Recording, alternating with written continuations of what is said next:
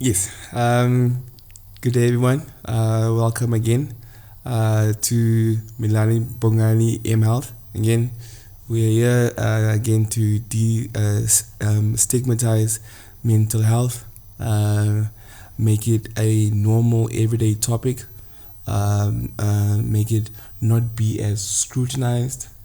I think it's a no it is a health concern or illness as any other health concern or illness. Of course, there are different concerns, but sometimes we scrutinize, especially on mental health. Now, the next topic today that we are talking about, again with Dr. Ace, is burnout. Now, burnout is Dr. Ace will explain to us, but there seems to be a link between burnout and stress, and there seems to be also a link between burnout and the imposter syndrome. During the break, we were talking about the satisfaction ceiling.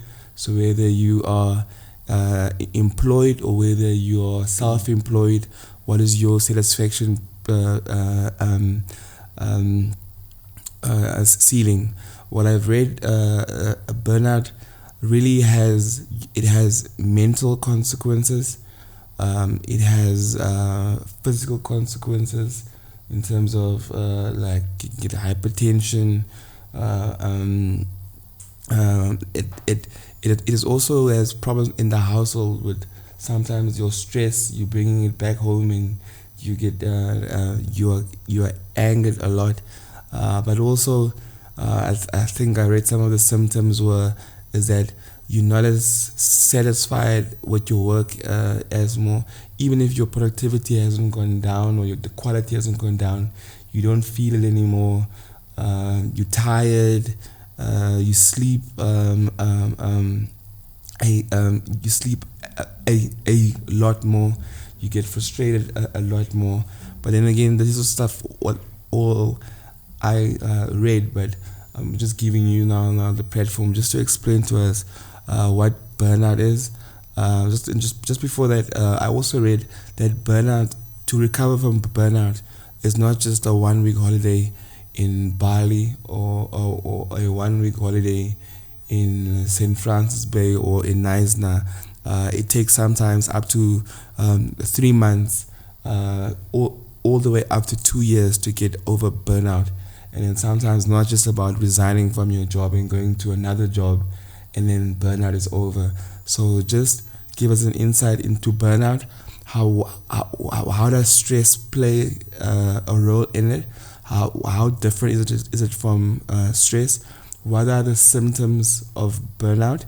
And also, how does the imposter syndrome come into play? And also explain the imposter syndrome. All right. Burnout. It's one of the loosely words that is kind of loosely thrown out there. But to begin with, burnout has the medical aspect as well as the psychological aspect.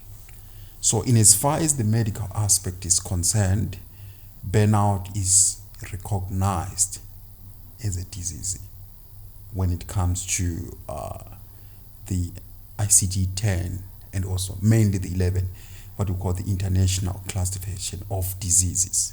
So the International Classification of Diseases recognize burnout as a disease because there are certain physiological symptoms of burnout, of which we're going to unpack on that. Then also burnout has a psychological aspect of burnout. But unfortunately, for lack of better words, from a psychological point of view, burnout is not recognized as a disorder. So you cannot be psychologically diagnosed of burnout, although there is a lot of psychological signs and symptoms that are seen in someone who does have burnout. So just to clearly understand, a psychologist can't say you have burnout, but a medical doctor can say you have burnout. Yes, we speak about burnout, but we can't offer a formal diagnosis. But a medical doctor can. Yes. Okay. But with us, we just treat the symptoms of recognizing the issue of burnout. Probably we will just use, for lack of better words, when it comes to the DSM-5, it's a Z50 something code to say work-related distress. And it covers those. But burnout on its own cannot be diagnosed as a psychological disorder. So then you brought the issue of the relationship between burnout and stress. So you start with stress before you get burnt out. So you can never be burnt out before stress. So in other words, when we're trying to give a definition, burnout is it's a physiological or medical and psychological condition that you find yourself in after prolonged work stress. So it's the prolonged work stress that eventually lead to burnout. So in other words, when you're burnt out, you are at the highest level when it comes to stress. Your stress is at almost the highest level. But that stress can be self-induced, and that's why I brought up the imposter syndrome. It could be self-induced. It's not your company saying you should work 15 hours. It's sometimes you putting that pressure on yourself because you want to be the best, and that's why you mentioned the satisfaction ceiling. But then sometimes it might be too high that it causes that work-related stress. So in other words, also there's a two-way possible causality when it comes to burnout. To say, on the other hand, it's a greedy or unfair nature of the corporate world, or the nature of the management that could be specific to a recent company, to say your work schedule, your working hours, your targets, your workload given to you by a certain company you're working for. And it's a thing that usually happens when companies try to have maximum output with minimum input, where they say a job probably that needs 10 people, they'll give it to 5 people, and you have a workload on you. So being burnt out could be a result of the company giving you extraordinary working hours, unbearable workloads, very tight deadlines to chase. But on the other hand as well, burnt out could be attributed to a person's psychological traits, of which we're going to unpack those as we move on.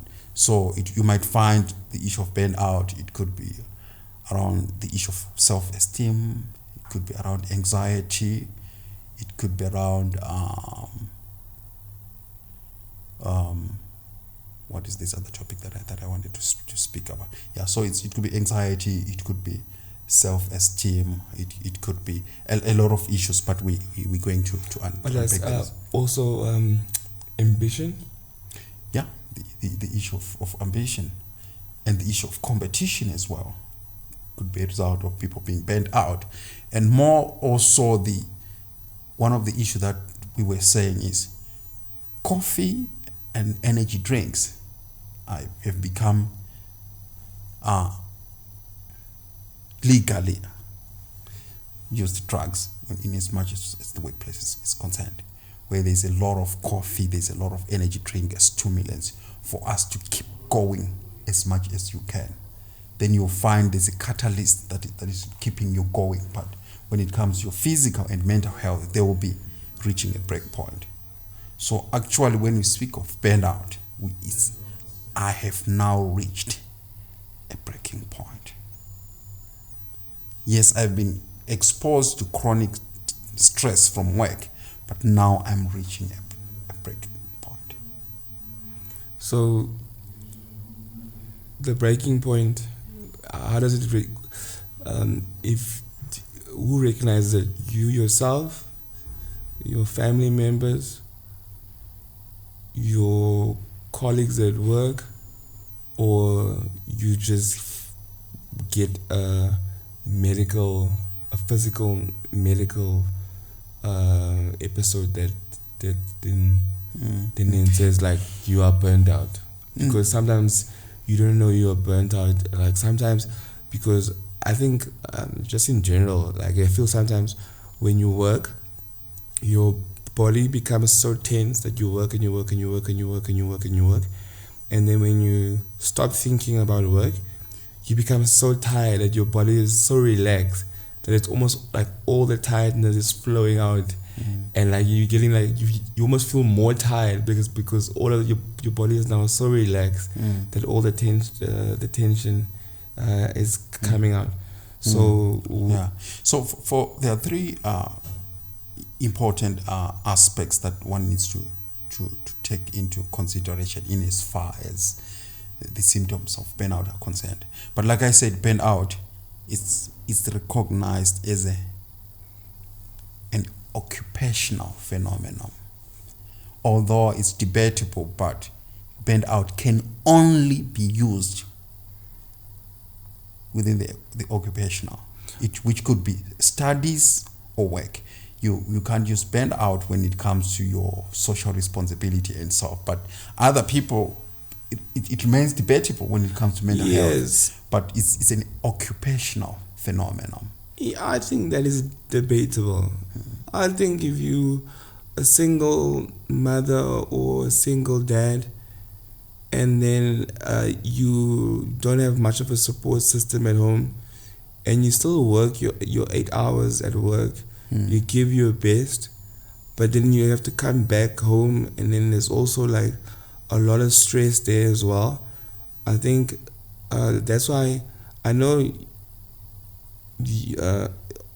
on the doctor's note it's work-related stress, but it can also be impacted, I think, by your home stress. It could be impacted by your husband not having a job, and then you stressed about that, and you're taking it to work as well, and then work is also stressful, or it's the or again, if you are a student and you're a single parent, and then you have to do you have like 8 courses, exams are coming up, your baby is there, you have no support system. So I don't think it's purely just work or study related. I think it can be, I'm not saying it can be impacted by other. So that's why I will debate. When they now kind of package that's when they say we have what we call pre-existing conditions. We have got perpetuating circumstances. We've got comorbidities. To say comorbid to my work burnout is being a single mother. But now the burnout can only be diagnosable within the occupational phenomenon, not when it comes to social responsibilities. But like I'm saying, it's debatable. But now when it comes to the 3 issues they spoke about is, number 1, when you're feeling tired or less motivated, you feel exhausted, you feel like you're dragging yourself to work every day. Number 2, when you feel you start being negative and cynical about your job, you start disliking or hating your job. And number 3 is now when you feel like I'm losing my professional capabilities. I'm not as good as I used to be. But nothing changed. Like I used to, for example, if you say I used to make 200 shoes in a day, now making 50, I really have to struggle. But nothing has changed. It's a sign of burnout. So those are the 3 issues. When there's a set level of fatigue and exhaustion every day when you have to do your work. And there's a lot of negativity. There's a lot of being cynical and hating your job. And thirdly, you're feeling my professional capabilities are diminishing, but nothing has really changed. So then that's how we will say there's burnout. So these three conditions, they're describing our behavior within the occupational phenomenon. That's why now a lot of people argue to say burnout can only be explained exclusively within the occupational phenomenon. Anything else now becomes comorbid, perpetuating, or a pre-existing condition. But you cannot say, I'm a single mother of 5 and my duties being mother to those children has caused burnout. You cannot be diagnosed from that level. Okay, so I understand that now. So you mentioned the three reasons or the three characteristics of burnout. So for me, as a single person who doesn't have a cat or a dog or a kid, I don't have to pay money for St. Stitians. I can just resign. But then there's someone who's having those same things, but they can't resign. What is the resolution for them before they get super sick? Because they know they have a bond, they have kids in school, they have what is the resolution or the solution for them? Remember, work comes with stress. Work comes with distress. Every job, no matter how passionate we are about it. So now the issue is burnout is a result of prolonged and poorly managed work stress. So is that prolonged? The key issue now, prolonged, number one, poorly managed, number two. So when it comes to the issue around burnout is when you feel so tired, and I worked 16 hours today, what do you do? As self-care, for example. So, okay, today I worked 16 hours, I'm feeling so tired. Do I need to sleep long? Because that is one issue when it comes to burnout and self-care. Sleep is very important. Diet is very important. And if you've checked one of the challenges with people who work a lot and burn out, you might find the whole day you only had cereals in the morning. The whole day it was coffee after coffee after coffee. So physically, you are depriving your body of the nutrients that are needed for you to keep going. So self-care, when it comes to the issue around sleeping, make sure your diet is proper, you're taking a rest, going on vacation, having a hobby, exercising, taking breaks from work. That is one issue number one. But some of us don't like exercising. I can't run. Swimming as well. Like exercising. So like some of us, we need to just get another hobby as well. Yeah. But then exercising sometimes you can exercise the mind just by playing chess. Like sometimes I feel like playing chess or checkers sometimes helps a bit. Yeah. Or like reading. But then again, as you mentioned, it's work-related stress. So yeah, if I'm to jump in before you move to that, sorry to just come there. But with the issue of exercise, in as much as we might like it or we might not like it, prescribably so, every human being needs at least 30 minutes of exercise 3 times a week. That is the bare minimum for you to stay healthy. 30 minutes of exercises 3 times a week. You can say 30 minutes on Saturday, Monday, 30 minutes on Wednesday, 30 minutes on Saturday. So you should have 30 minutes of exercise at least 3 times a week. It's just a recommended bare minimum when it comes to measurement health. So that is the issue. And then coming to the issue of burnout can't remember the point where you were making when I jumped in. No. So sorry, I forgot. I forgot as well. But I was gonna say burnout. Yes. So you mentioned it. Yes. Now I remember. It's work-related stress. So I think more and more in my previous with my previous guest, we talked about employee wellness is very important, and I think more and more companies are bringing in these employee wellness programs, but sometimes it's still not like sometimes it might still not be enough to stop the burnout. Yeah, you know. So I guess taking that advice as you mentioned as to what to do to to release the burnout is very important. Now, that other comment I made, that what I read is that they say burnout takes about 3 months. It can take minimum 3 months to maximum almost 2 years to be really cured. Is that Yeah, true? it depending on the severity and how it happens. But before I come to that, the point I wanted to make earlier is your hobby, what you do to relax, must be very foreign to the type of job you're doing. Let me give an example. I'm a psychologist.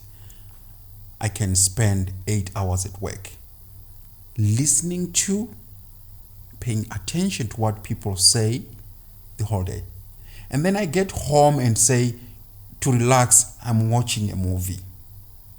There's no relaxing. It's type of work, because now I'm going to sit again listening to what people say.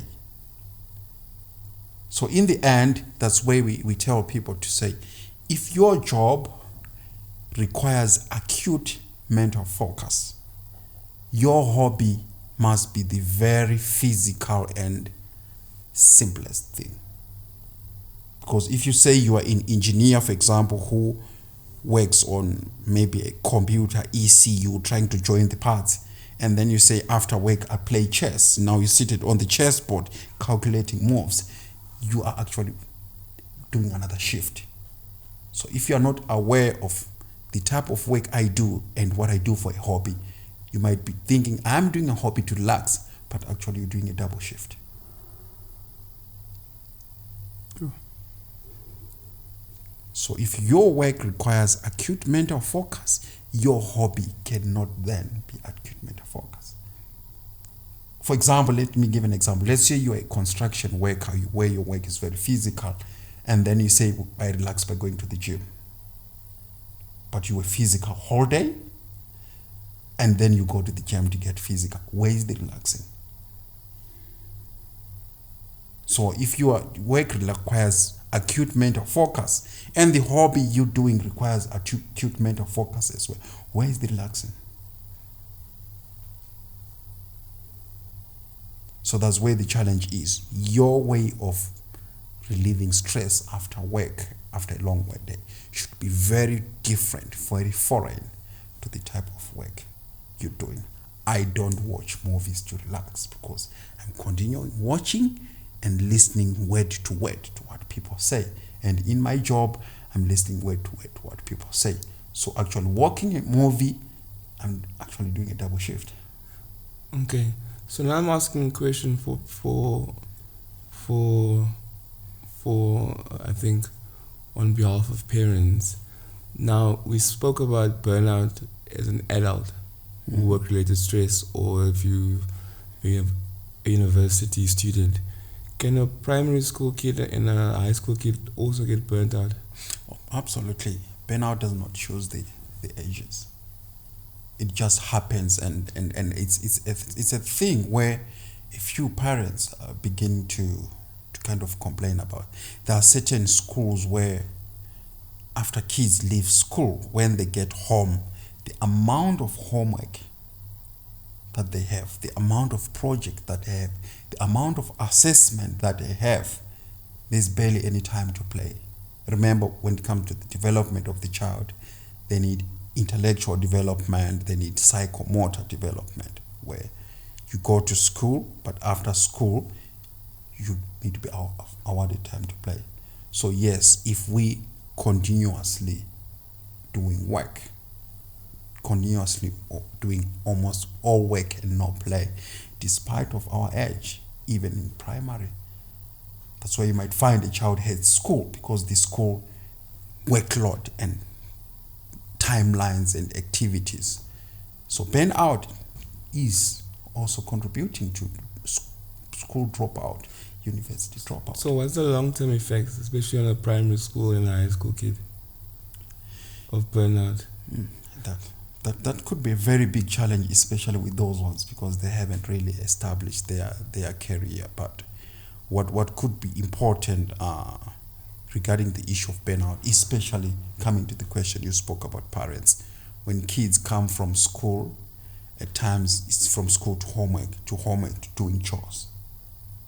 So for us adults, we have a sense of responsibility, but kids, when they're helping with chores in the house, it's actually work. So that is the room where you say, okay, you've done this, now you can go and play. And as they play, they get stimulated in other senses. And initially, you had spoken about burnout taking time.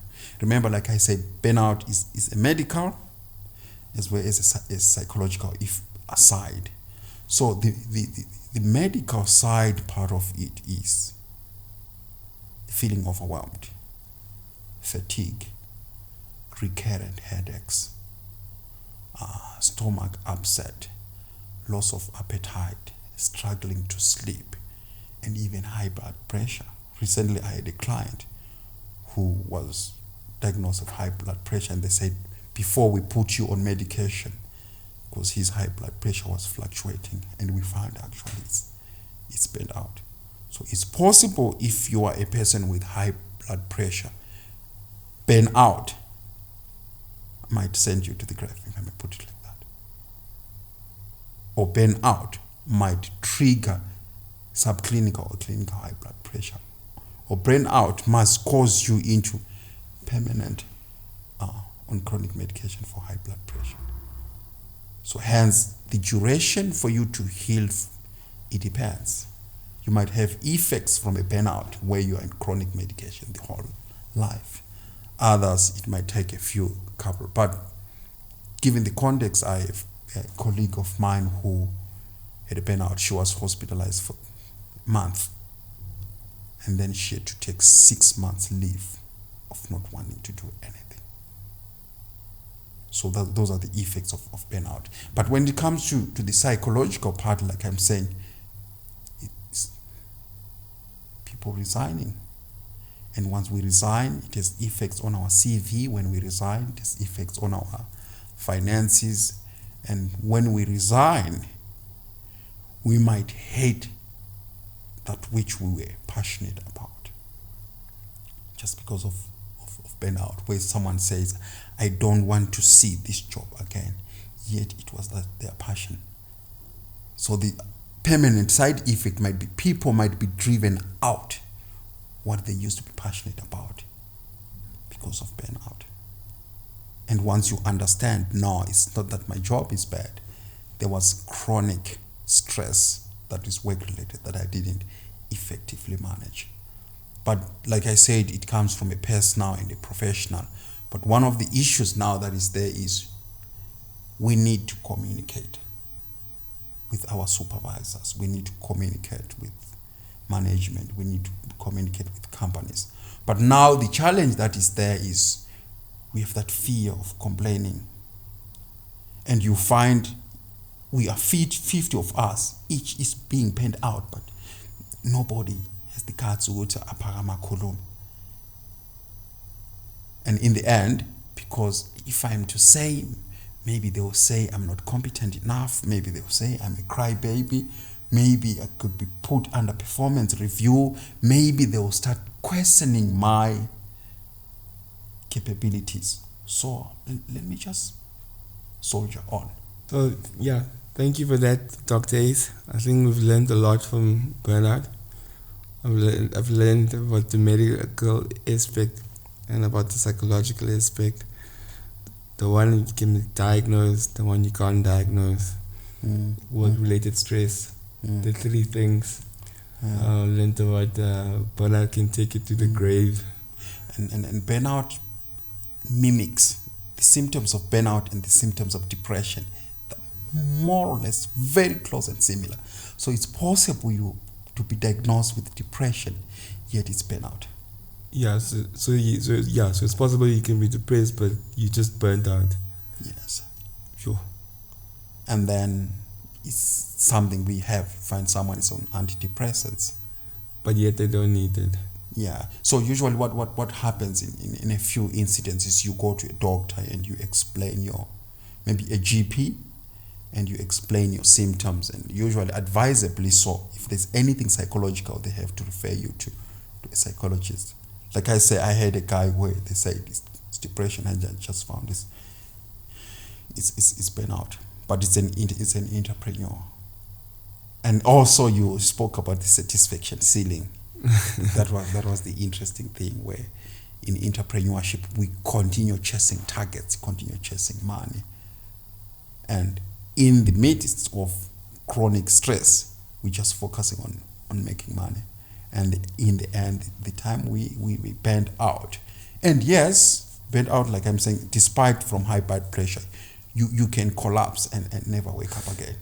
So let's say you're an entrepreneur, because you also take responsibility for families, not just your family. It's important to, like sometimes they say, like people, you only go to therapy once you realize something is wrong. But would you agree that going to therapy sometimes it is a good thing, even if you weren't diagnosed or there wasn't any clinical sign, but just to go and to talk to someone, and then just to always deal with any issues that come up, like for example, because people tend to only go to the therapist once something is wrong, whether it's couples therapy or whether it's for the individual, but sometimes no, I always use this metaphorical explanation to say we take our cars for service after 10,000 or 15,000 kilometers, whether it's giving you issues or not. Whether it was brand new, they will just say after 10,000 it's service, after another 10,000 it's service. That's the sort of life we need to do as human beings. Whether I'm feeling fine or not, let me just go for check-in inside for personal growth. That's where you might find that as a psychologist I might be able to pick to say your working patterns, you're still coping. But if you continue like this, you might end up there. So most of the people who usually got burned out, had they consulted with psychologists, occupational therapists, and so far, probably there could have been a level of foresight to say, if you continue at this level, in a year or so, you might find out yourself in a such a situation. So therapy, going to psychologists is something we really need to destigmatize. Is the word mental. Usually when you say it's a mental case, you know what comes to our mind? Psychosis. It's about insight, it's about growth, it's about preventative measures before things happen. It's like now we almost say, if 5 things were got to me, every couple, before you guys get married, go for premarital therapy, so that when you get into the union, you're already aware of the blind spots before you ram into each other. And I think the other thing you mentioned, and then that's one of the professionals I want to get onto the show, is occupational therapy. Yeah. People, like, we have a very misunderstanding, or some of us don't understand at all occupational therapy.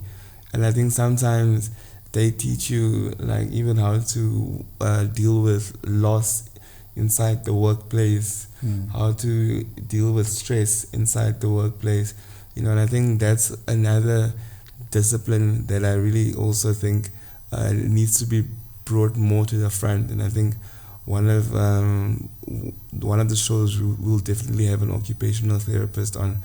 But again, thank you very much, Dr. Ace.